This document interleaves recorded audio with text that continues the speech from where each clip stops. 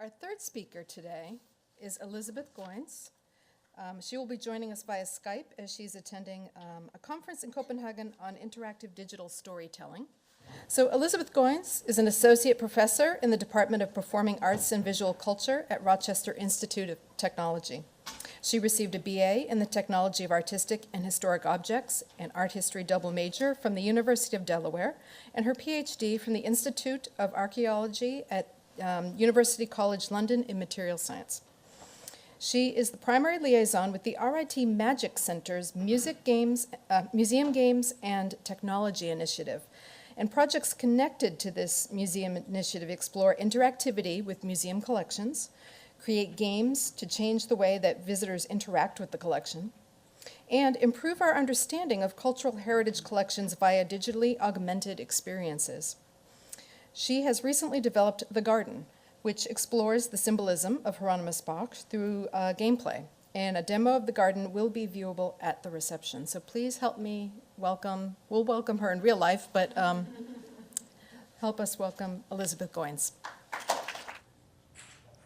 Thank you very much. I'm really happy to be here virtually. I wish that I could be there in person, but I'm so excited to talk about my game. So let's just get started. And I wanted to begin by filling you in a little bit on this journey that I've been taking, right, with games.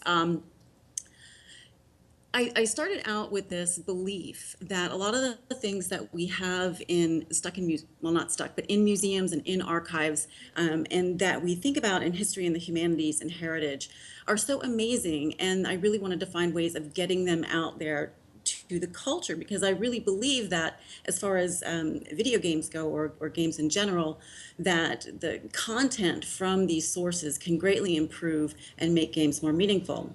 I also was kind of obsessed with the idea of getting of outreach, right, of all of the things that have been digitized by museums and by archives, and of finding ways of getting the public to connect or interact with all of that stuff that we have spent so much time and money putting online, right? So I started where everyone else does, which is, and this is just an image I got off the internet. This isn't one of mine, but this idea that if I could just get the things in a digital format and get them in a 3D space or a game space where people could interact with them, that this would be this amazing thing, right? This huge step forward. But what I found was that it really kind of fell short. People would be interested for a couple of seconds. It was very useful for things like scholarship or research, or also for documentations for conservation. But as far as engaging the public in general, I still wanted to keep going a little bit farther. So then, like everybody else, really, the next step for me was, great, we've got these amazing cultural things, and then I just have to add some game elements, and that's going to solve all my problems. It's going to make it really interesting, and people are just going to love it. Unfortunately, it really doesn't work like that. So what I found was that making games there's a craft to it, an art and a craft to it. And I really had to kind of go back to the beginning and figure out how to do that, because for most people, it's very easy to make bad games, and you have to make a lot of bad games before you can make a good game. So I wanted to figure out how to go about doing this. And just to kind of put it in comparison, if you're going to make a film about your collection, most of us wouldn't even think about doing it ourselves, right? We would hire a crew or a professional. And it's the same thing with digital media and with games. It's getting to the point where it's so sophisticated and the audiences are so sophisticated that even though the tools and technology are readily available to us, we don't have a lot of the skills that we need to make these games engaging to the public in general. So the reason for that is, and this is a very, very short overview of what's in a game. But in books or in films, we tend to, if you look at the bottom of the triangle, we have formal and dramatic elements. But games throw this huge new problem into the mix, which is what we call agency. And what I mean by that is players have to do something. They have to make choices. Those choices have to be meaningful. And and it can have a huge impact on how they understand the formal and dramatic elements. I use this triangle to graph this out because it's basically showing you that a game is a system. And all of these elements are present more or less, but they all have to be present and they all have to work together towards the same goal in order for your media to be successful. All right, so I am going to work. This is my video clip. No, and that's not working. Ah, there we go. Okay, so what I'm going to show you now is a very short clip of one of my first experiments. So this is actually a conservation training game. I was working with Chandra Reedy at the University of Delaware, and we wanted to have a game that we could use for undergraduates, basically to teach them some, well, things like pigment analysis, right? And so we start out with this idea like, great, we can build this lab and students can virtually, learn to identify pigments by polarized light microscopy, right? And we can have an XRF in there and give them results, and they can learn how to, figure all this stuff out, which was a really great idea. But, it's hard to build a lab in a virtual world. So what we did was we did something called modding. And I don't know if any of you are familiar with this, but this is a technique that's available to any of you right now. You take a commercial game, and in our case, we use the Elder Scrolls games, Oblivion and Skyrim. And there are free tools that the companies put out, and they actually encourage communities to build new content for the game and plug it in. So you have all of the assets, the dialogue systems, the narrative systems, the quest systems, all sort of built in that you can use for free. So we decided this would be a really good way to kind of test out what we were doing. And we tested out a number of different approaches as to how mechanics might work and how we might make this engaging for students. And what we found was the most successful is what I'm going to show you an example here is that, sorry, I just lost my train of thought. So is that, that we needed to bring in elements of what I called at that time sort of forgotten intangible heritage, right? So intangible heritage, as probably most of you guys know, really we're talking about modern processes that are going extinct. But I was looking at things in the past, like processes, guilds, things like that, that we could bring in as a sort of a narrative to wrap around or to give some context for why the students were analyzing these pigments. So I'm going to walk you through this Nefertari's tomb. This is a mod that we built within an existing commercial game. So our player has found a key and is entering Nefertari's tomb in a door probably nothing like the tomb. And we're standing at the top of the steps, and we're going to walk down, and I hopefully, can you guys hear the lovely music? So what we decided to do for the narrative that we were going to bring in was that the player would reenact the frescoes or the paintings around the walls of the tomb, which were basically talking about, or basically describing Nefertari's journey to the afterworld life. And this is a very short clip, it's under a minute. As you can walk in and see. So now the player, in order for the gameplay, the player can't actually explore the tomb until they successfully solve the first thing that they have to do, and they'll need to figure this out from the wall paintings, right? So they have to beat fate in a game just like Nefertari did in order to continue on in exploring the tomb, and they need to clear the tomb and be able to get their pigment samples so they can take them back to the lab and then figure out what they are, because they are in, we created a conservators guild. So you are a member of a conservators guild trying to collect your pigments. Okay. So that brings me to our grand experiment, which we've been working on, well, it's the total time has been about a year, but we've done other things during that time period. So this was one of our big goals was that we really wanted to see if we could take this content and appeal to new audiences that aren't traditionally interested in our material, right? So basically, we're looking at the gamers and gaming community that are older, 18 plus. And it's often serious or educational games don't target older players because they are so sophisticated and it's very difficult to reach them. So this is a huge challenge. You know, we also wanted to see if we could go, you know, if our concepts were interesting and different, you know, and different enough that we could actually go head to head with commercial or indie games and hold our own. You know, we really wanted to see how we could fare in the commercial sector.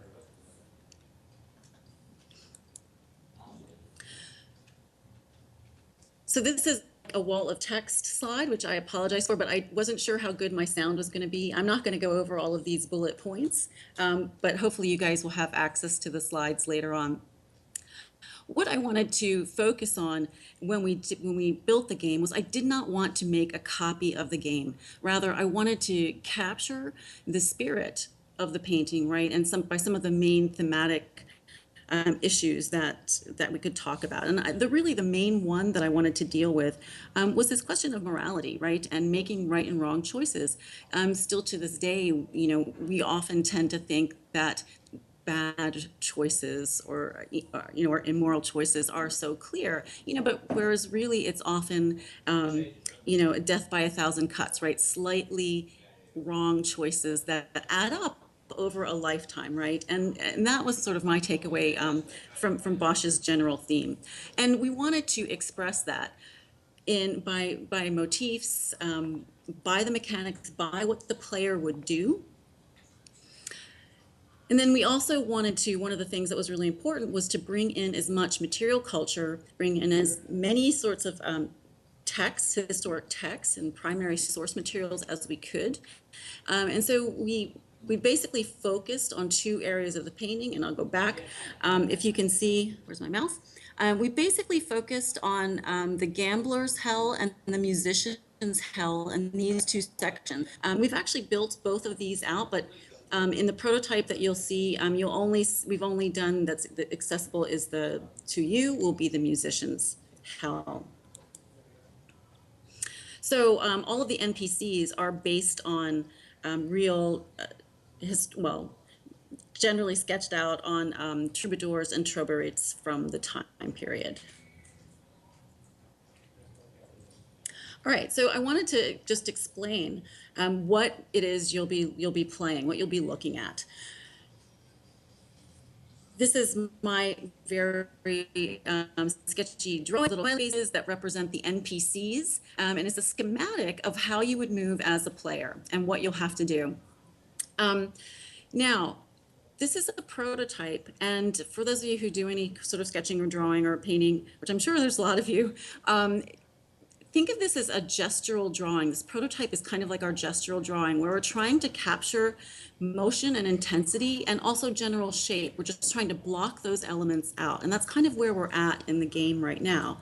So, so we're still not done by a long shot. So what I needed to figure out was a way to move players through this space in a way that would be engaging and also ramp up the intensity, because it's quite boring to just sort of wander around reading text and looking at things. So the orange smiley face, can you guys see my mouse? Yes, you can. I can see it. All right. So basically you begin as a home character, the orange smiley face. You can talk, and this is a training area, you can talk to this NPC, Bonfi, or in your physical body, or you can go in ghost mode. In ghost mode, you can fly around. You can read notes, but you can't interact with the rest of the world. In order to have a discussion and interact with objects, you've got to be in a body. So what you have to do is you have to make your way, because it's a chained path, through all of these NPCs to face the boss battle, which is the demon hare that we see, and we call him Malabis in the game. In order to possess a body, you have to solve a puzzle to unlock that NPC, and then you can go into ghost mode and possess them, and then you can go and try and and unlock that you have to solve the next puzzle. And so that's how it's chained. In order to add intensity and modify the pace of the game, we included a horde mechanic, and that's what this is. So our evil demon is sending out a horde every 4 minutes. If you are not in your home body, the game resets, or you're reset to the next level, right? So you kind of, it's a little death, but you're in hell, you don't really die. It's just a small death, right? So that's the basic structure and of the movement. And I kind of envision this space, it's probably hard for you guys to understand this, as a museum exhibit, right? So I'm kind of blocking out the way people will move through this, but I'm also using game mechanics to give intensity and also to give purpose. Because one of the things is that you're doing is, as the player, you really want to get to the end, right? We want to win, we want to solve the puzzles, we want to figure this world out. But in order to do that, you've got to do something that should give you pause, right? You have to possess someone, you take control of their inventory, you play them, right? So this is kind of an aggressive act that the player has to do in order to move forward. Underneath the hood of the game, as you engage in dialogue, the algorithm, the computer, is also tracking all of your choices. So you will get a different ending, and at the end, characters will respond to you in a different way depending on the choices that you made. So sorry, this is dark, but this is sort of an overview of the world. And it's a lot brighter than that when you'll play it. But you start out in this section here, which is our training. This is just a tutorial area where you train and you learn how to use, you learn about the horde and you learn about ghosts and things like that. When you successfully complete that, you can enter into the second area, and the boss, which is the demon, is right here. The gambler's hell is up here. It's been built, but you can't access it. We haven't quite finished it enough yet.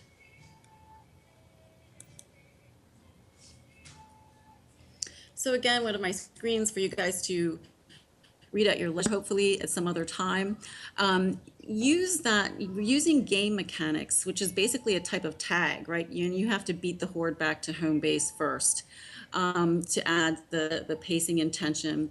And our dialogue choices are hidden by the code, but you are actually watched, and that's meant to again reflect this theme of being of God always there watching.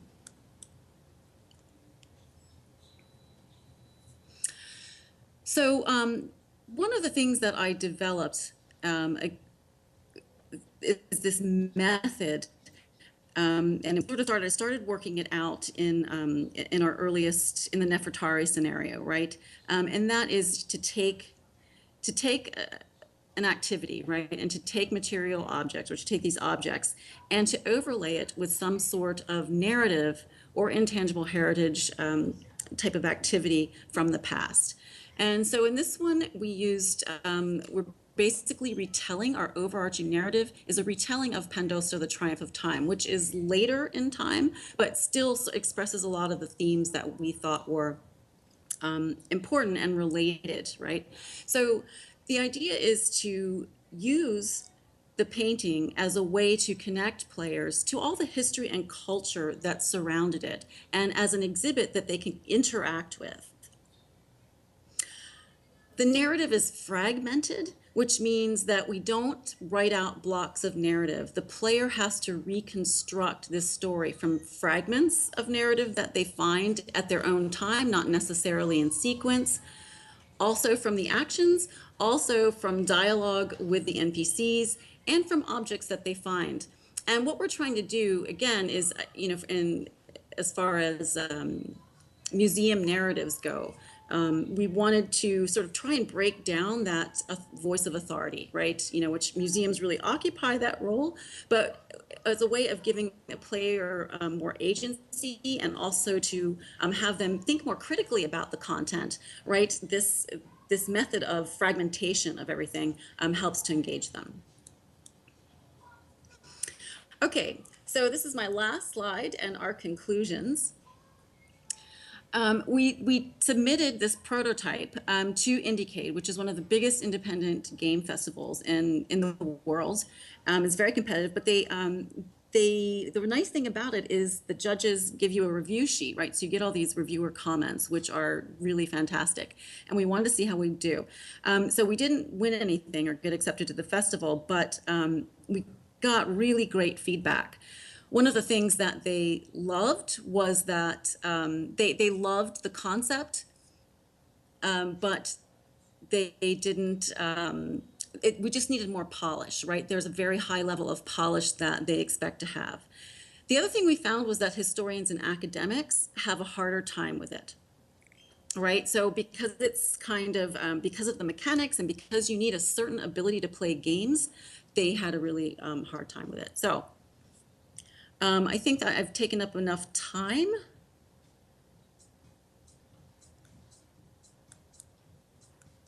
Okay. Could you guys hear me? Elizabeth, thank you so much for sharing that with us. I want to play. That's all I can tell you.